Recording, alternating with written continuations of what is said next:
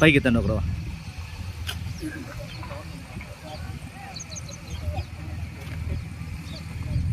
ఈరోజు మధ్యాహ్నము షేక్ అబ్దుల్ రహీం అనే వ్యక్తి చనిపోయినట్టు వాళ్ళ తండ్రి రెడ్డి బాషా అనే వ్యక్తి అనుమానాస్పదంగా నా కొడుకు చనిపోయి ఇంట్లో తీసుకొచ్చి పెట్టినామని పోలీస్ స్టేషన్కి వచ్చి ఫిర్యాదు తెలియజేశాడు.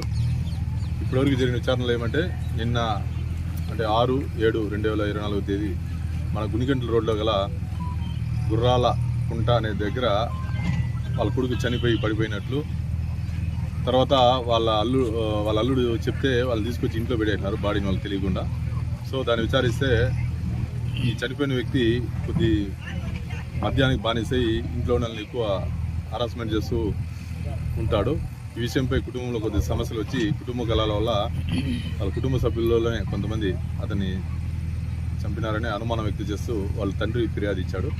వాళ్ళ తండ్రి ఫిర్యాదు మేరకు కేసు నమోదు చేసి ఫర్దర్ ఇన్వెస్టిగేట్ చేసి అతను చంపి వ్యక్తులు గొంతు కోసి చంపినారు. వాళ్ళని తొందరగా పట్టుకుని అరెస్ట్ చేసి రిమాండ్ పెడతాం. ఏమన్నా ఫ్యామిలీ అంటే ఎట్లా సార్, వాళ్ళ ఇంట్లో ఫ్యామిలీ మెంబర్స్ అంటే ఇంట్లో హరాస్మెంట్ చేస్తున్నాడు, ఎక్కువ తాగి పిల్లల్ని హరాస్మెంట్ చేస్తున్నాడు ఉద్దేశంతో అతను అడ్డు తొలగించుకోవాలనే ఉద్దేశంతో ఏదో చేసినట్టుంది. Thank you.